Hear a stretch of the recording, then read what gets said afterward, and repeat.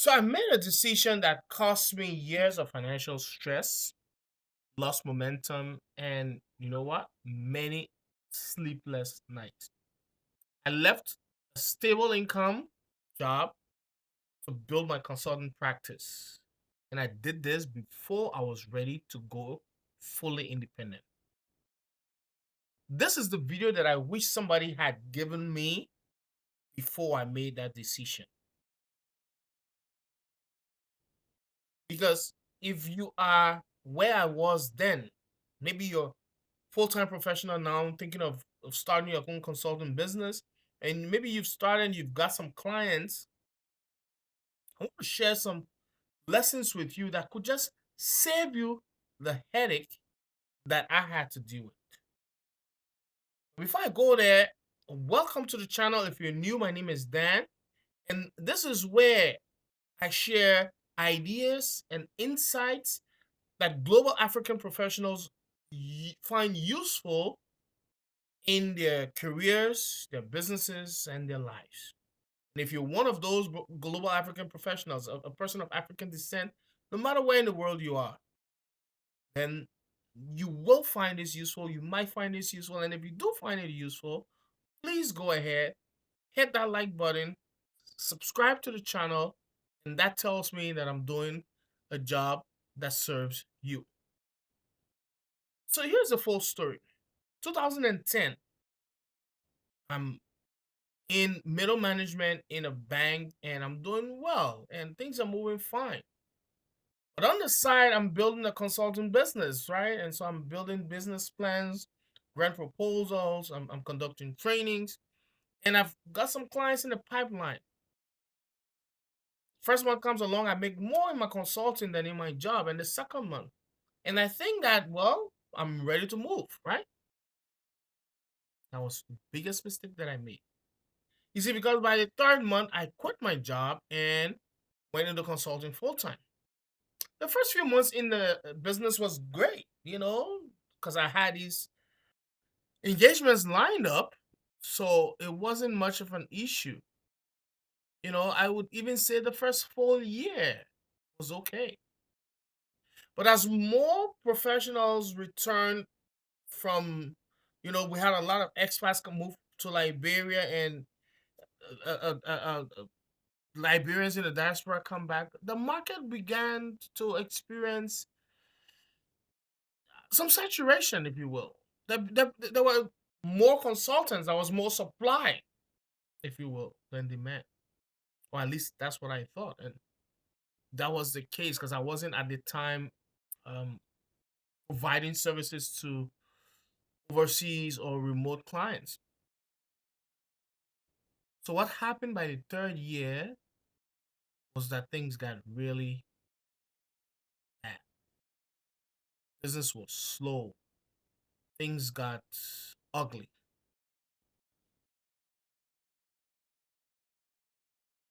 That is the cost that people do not consider. You see, because that first year as things were going good, they were not so good that I could have enough saved in reserve. Yeah, I was making more than my job initially,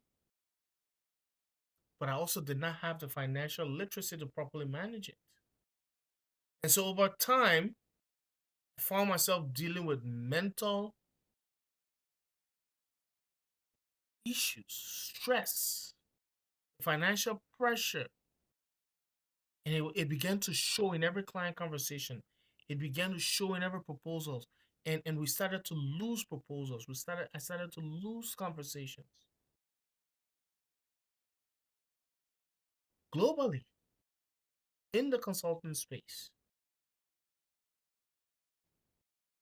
It's different for different African countries, but on average, it's about 80% of new consulting businesses fold within the first 2 years. Now think about that. See, one of the things that I had going for me was my wife, who was my girlfriend at the time, and it was just the two of us, and we had no family, no kids. So we were able to brave the storm and we were able to deal with it. But that's not to say there wasn't stress. I mean, as Africans, we have a lot of responsibilities, My dad was working at the time, but he was nearing retirement. His health wasn't good. My mom wasn't working, so I had to be the breadwinner, if you will, to support whatever little was coming from my dad's job. I had to take care of siblings, cousins. You know how it is. And so it just wasn't enough. And why did this happen? Because I left too soon. If you are sitting and watching me right now, and you know you want to branch out, it may not be consulting, it may be another business that you want to start. That's great. It's great that you can be considering starting a business while you work. My challenge to you is to keep that full-time job for as long as you can until such time that you are absolutely sure that you need to leave because maybe the time is not just right anymore. But build as much of a cushion as possible.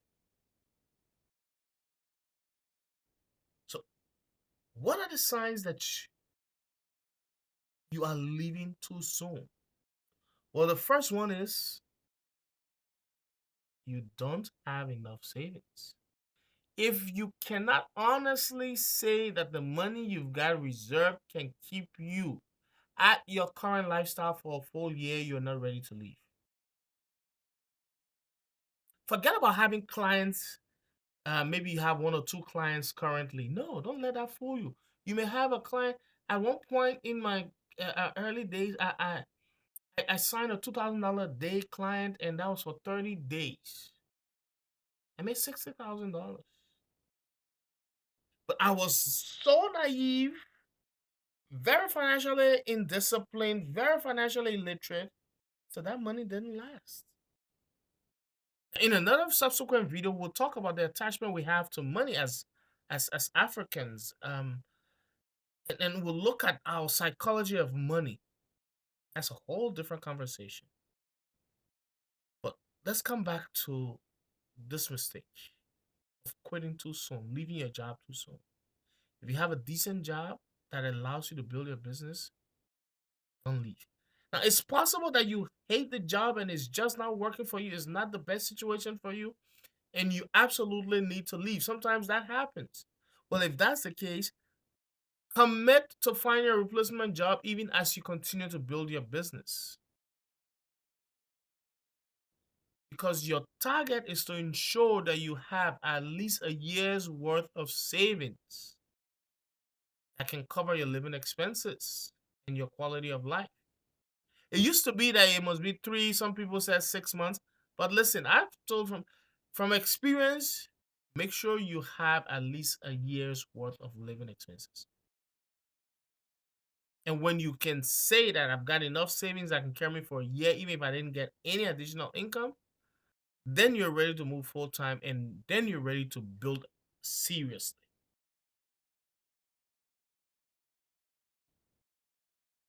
The next sign that you're not quite ready yet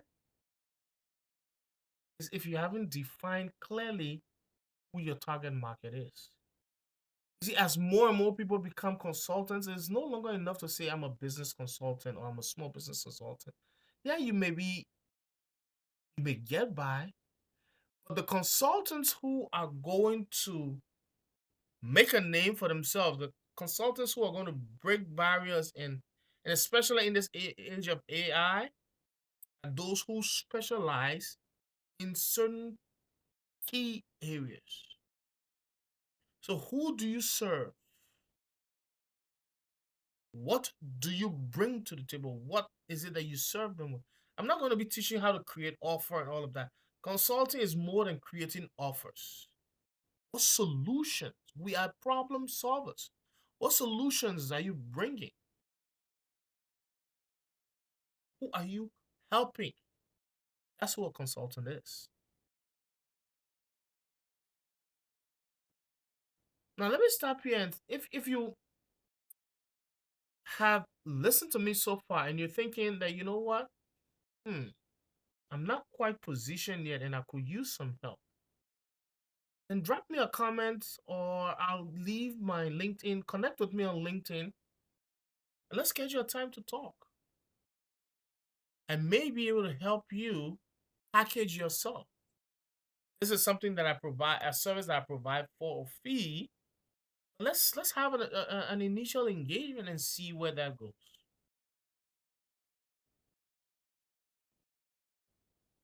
So what would I do differently if I had to do it again? I will build and come closer, come closer.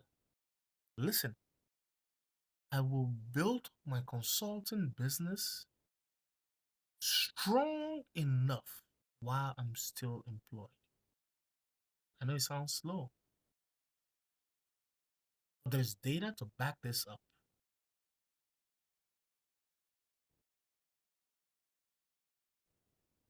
Only 25% of consultants who are currently thriving built their practice while still holding a job.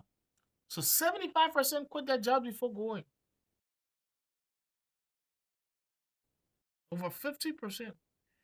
And it's the same amount, up to 80% that closed down within the first 2 years. So the ones who built on the side gave themselves time to test, to realign, to reposition, to get testimonials, and reach the point where it is a no-brainer that you need to transition. The next thing I'll do is to make sure that I have served at least 10 clients before making that move. Unless wherein you land a single client for long term, there have been times where I've gotten a full time, well, not full time, but long term client up to 18 months engagement, which required about 60 or 70% of my time. And in that case, you can hold down a full time job while doing that. And if it's one of those consultancies, then fine. But if you're doing shorter projects, then you probably want to make sure that you keep your job. Like I mentioned earlier, make sure you got a buffer of a year. No two ways about that. The one thing I want to leave with you right now is leaving too soon is not a bold move. I know I teach bold ideas. Now I'm all about being bold. When it comes to starting a business, especially a consulting business, quitting your job too soon to start a business is not a bold move. Coming from experience, it's a stupid move. And I've made that move. I made the mistake so that you don't have to. You still have to make a move though. The key is to make sure that you time your move properly. One of the things I love now about AI and especially the tools that I use, Claude and ChatGPT and the like, is that with the right prompting, you can get guidance on exactly when will be the best time to quit your job and under what circumstances and what benchmarks, what yardsticks to trigger you quitting your job.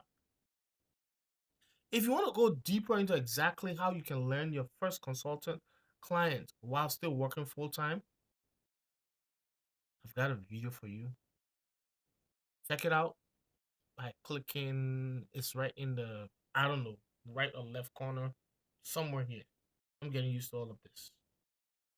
But once again, if you found this video useful, please make sure to like it, subscribe to the channel, and share it with somebody else that it could bring value to. Until next time, my name is Dan.